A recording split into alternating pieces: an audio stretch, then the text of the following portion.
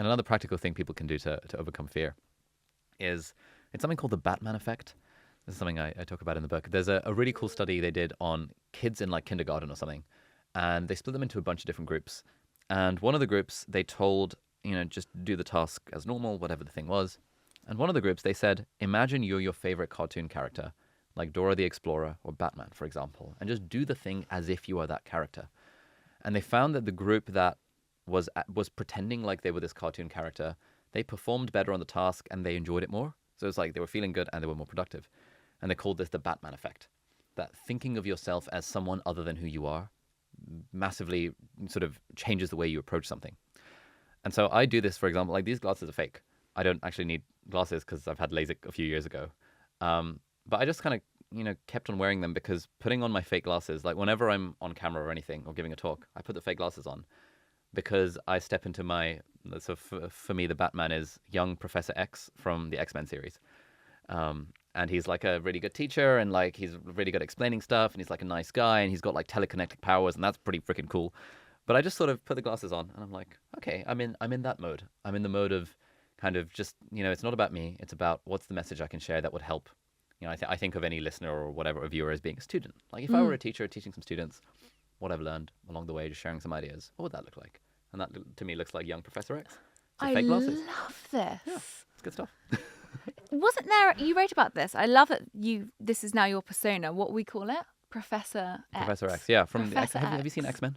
No. Oh man, this reference is lost. Man, I'm not. People in the audience. But I feel it's like like Wolverine, Cyclops. Do you know Wolverine? I mean, I know who they are, claws but and shit, like- I just it's not my type So of Professor vibe. X is the guy in the wheelchair. He's like the leader of like the school for gifted and talented youngsters. And he goes around the world finding these mutants. And Oh, he's wow. like bringing them into his school and he's like coaching them and mentoring them. And that's you.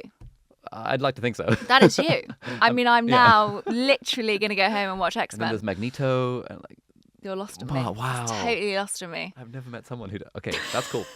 You have now. Amazing. But I mean, I will now go home and watch it. It's really good.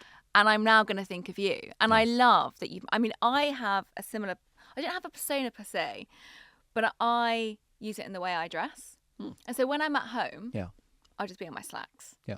Whereas when I want to interview somebody, or even if I need to be at home and be hyper focused and I'm writing, I will go and change my clothes. Sometimes I'll change them twice, two, Nice. 3 times in a day to embody that persona Yeah. that I want to be like.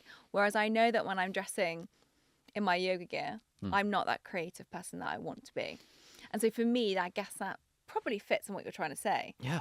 But was it Adele that you said that had Beyonce as her persona? Yeah, so Beyonce and Adele have both had different like alter egos that they use to get on stage. So Beyonce's I think was called Sasha Fierce, and I think that was one of her early albums, because early on in Beyonce's career she got a lot of like stage fright and was like, I don't know, getting into her head too much. So she created this like alter ego called Sasha Fierce, and she's like, on stage, that's who I am. And then she ended up shedding it after a few years because she didn't need it anymore. But Adele also had like really bad stage fright back in the day, so she took inspiration from Beyonce and made a character called Sasha Carter, which was an amalgamation of Beyonce's Batman, Sasha Fierce, and also this country singer called June Carter, who apparently was famous. So Adele was like, cool, on stage, I am this amalgamation of like this inspirational figure that Beyonce used and also this really cool country singer. And that was who she was on stage. She was like, I'm not Adele anymore, I'm Sasha Carter. And it just changes the way you approach stuff. So for anyone struggling with procrastination, go and make your alter ego. Make your alter ego, yeah. Make your avatar. That's the one. Once the thing's on your calendar, it's got to be on the calendar It's first. got to be on the calendar. That's the first. That's the basic one. And then if you're still struggling, put it. Find your Batman. And then if you're still struggling from that, just do the thing for 5 minutes and tell yourself that's all you're going to do. And put on some Lord of the Rings background music. Yeah, or Pirates of the Caribbean, or have you seen Pirates of the Caribbean? I have seen Okay, Pirates. nice. It's got Just Johnny checking. Depp in. 100% I've seen Pirates of the Yeah, Caribbean. just anything that makes you feel uplifted. It just makes the thing a little bit more fun.